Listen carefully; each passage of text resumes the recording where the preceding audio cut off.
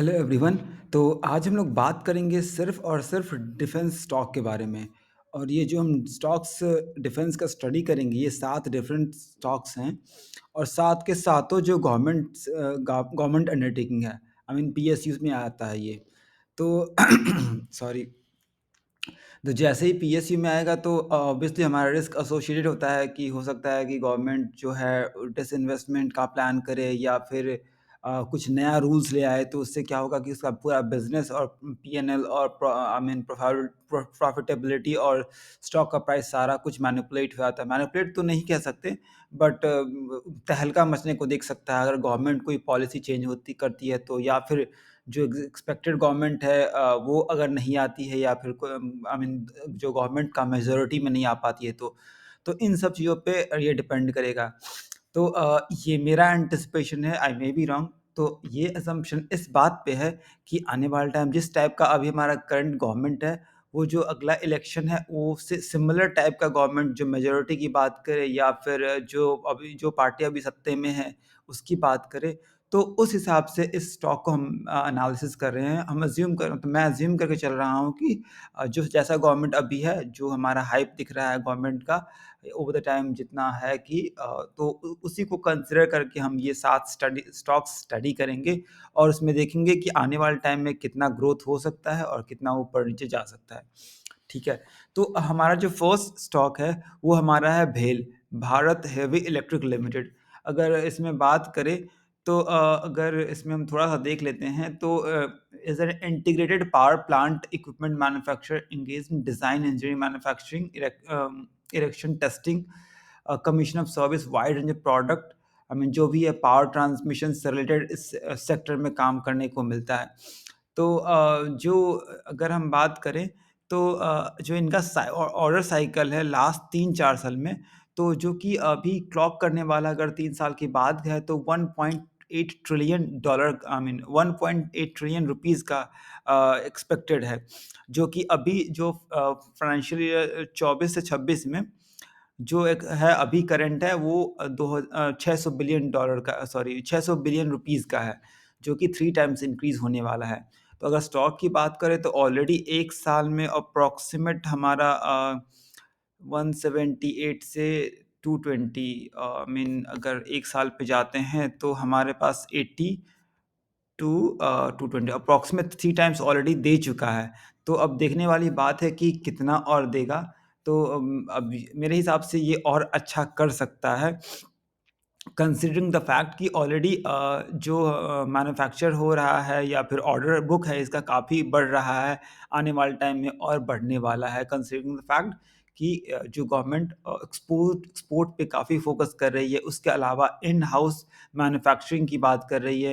I mean जो export है उसको हम अवॉइड करना चाह रहे हैं, कम कर रहे हैं और कोशिश कर रहे हैं कि इन हाउस मतलब इंडिया में ही सारी चीज़ों को बनाएँ।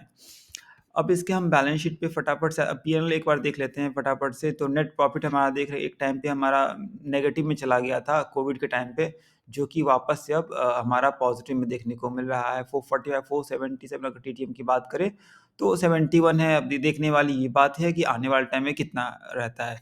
फ्लक्चुएशंस की बात करें तो काफ़ी फ्लक्चुएशंस था कुछ टाइम में, लेकिन हम एक्सपेक्ट कर रहे हैं कि आने वाले टाइम में अच्छा आएगा।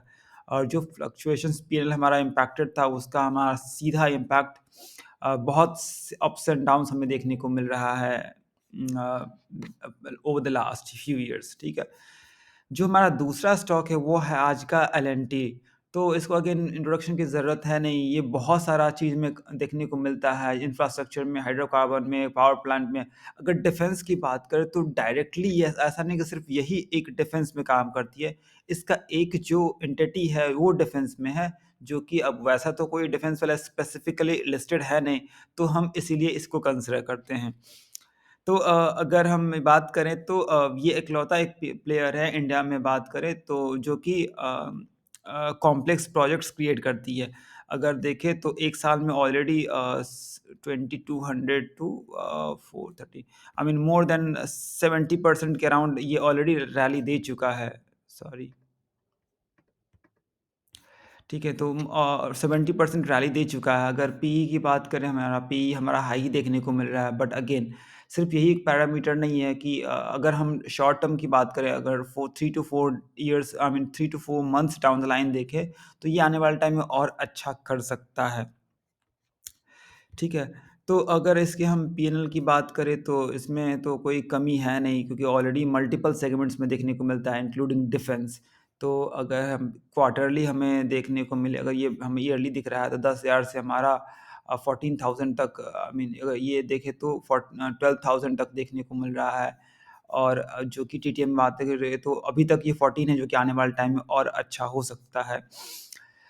और हम बात करें बैलेंस शीट की, तो रिज़र्व्स हमारा ज़बरदस्त है। बोरोइंग की बात करें तो हमारा, ऑल्दो हमारा आई मीन जो रियल एस्टेट में या फिर इंफ्रास्ट्रक्चर सेगमेंट में देखने को मिलता है, तो इनका बोरोइंग, इसमें ऑलरेडी बहुत सारा पैसा चाहिए होता है, तो इसलिए हमें बोरोइंग बहुत आई मीन लाज़मी सी बात है इसमें होना।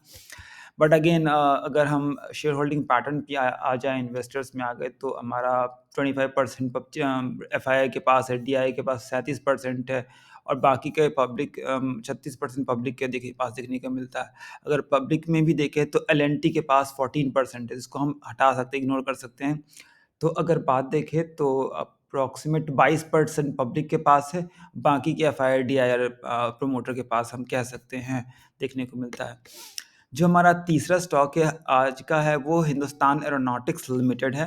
तो अगेन इसको ये अपने सेक्टर में मोनोपोली स्टॉक हम कह सकते हैं, जो इकलौता एयरक्राफ्ट है, आई मीन इकलौती कंपनी है इंडिया में जो कि aircraft manufacture, helicopter manufacture, repair, maintenance का काम करती है।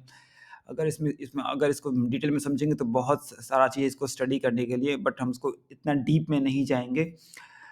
थोड़ा-सा ऊपर से देख लेते हैं कि डिफेंस प्रोग्राम में, आई मीन एक एक ही इंडियन कंपनी है जो कि सारे हमारा जो भी हेलीकॉप्टर्स वगैरह है, कॉम्बैट हेलीकॉप्टर का ख़ास करके, जितने भी कॉम्बैट हेलीकॉप्टर्स है जो डिफेंस के लिए होता है, वो सारा कुछ इसी के थ्रू हमें देखने को मिलता है।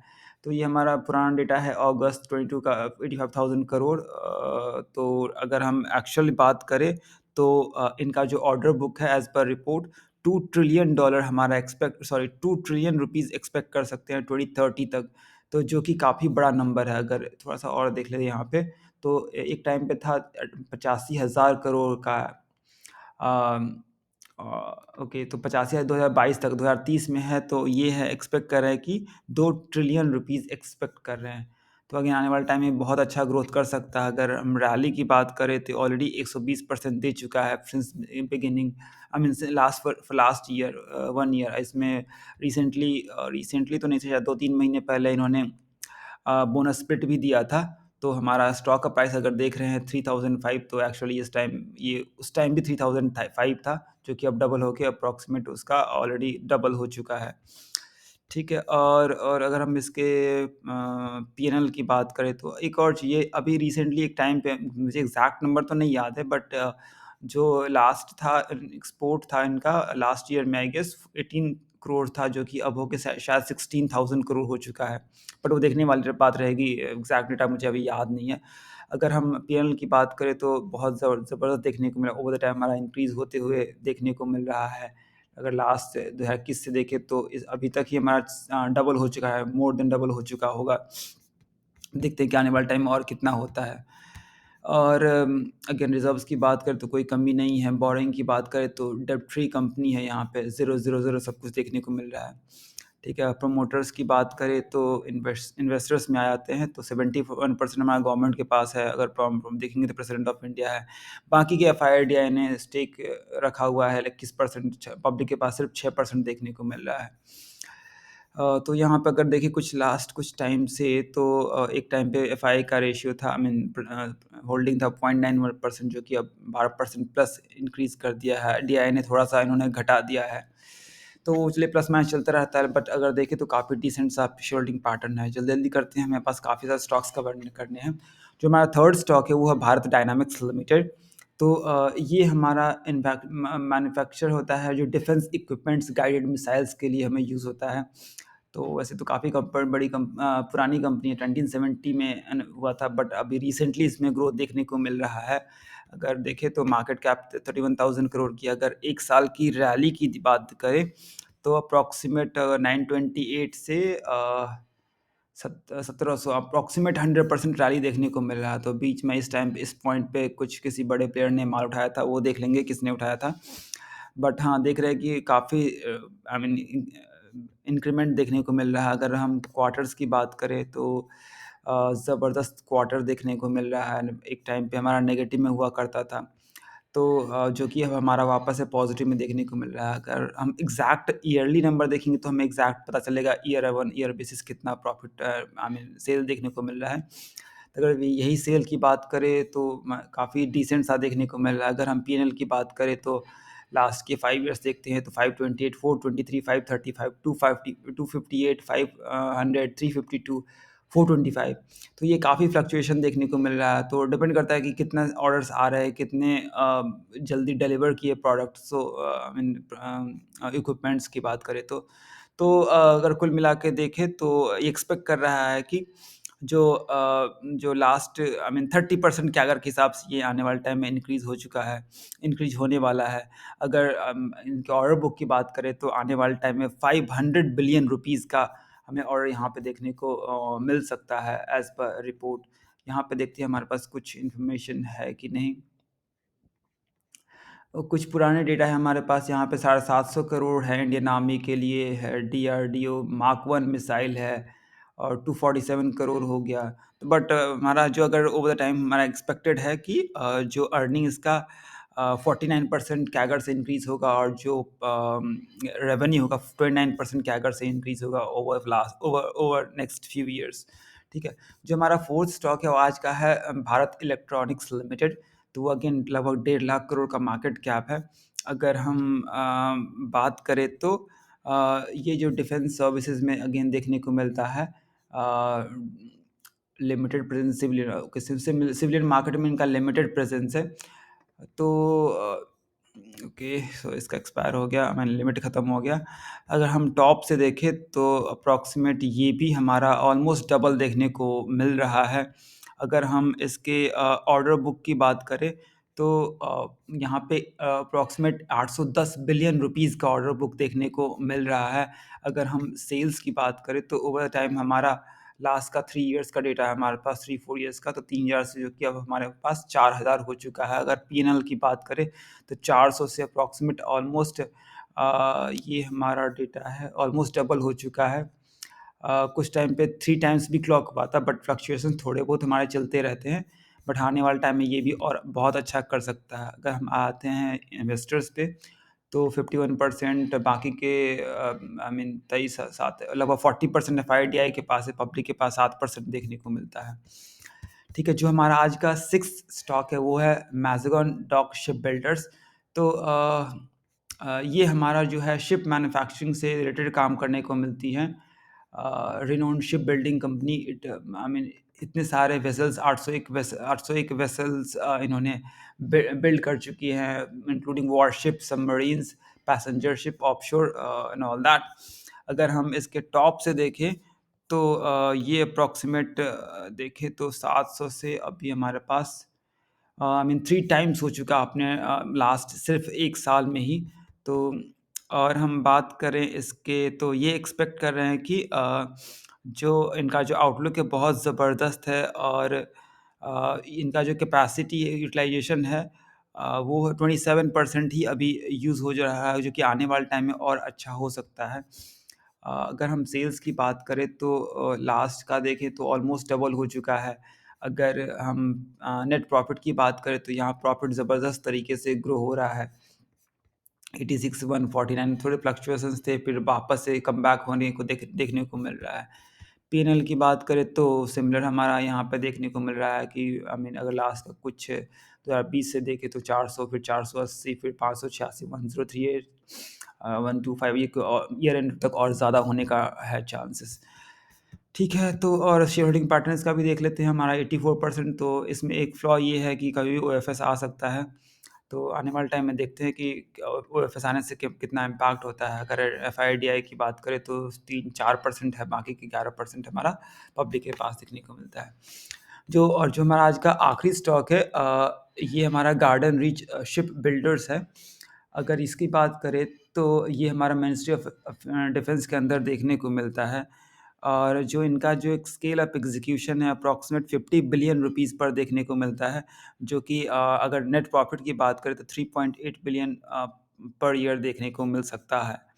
अगर हम देखें तो एक साल में कितना रन अप दिया है, तो 492 से लेके अप्रॉक्सीमेट हो गया है वो, ऑलमोस्ट हमारा ये भी 70 टू 80% देखने को मिल रहा है।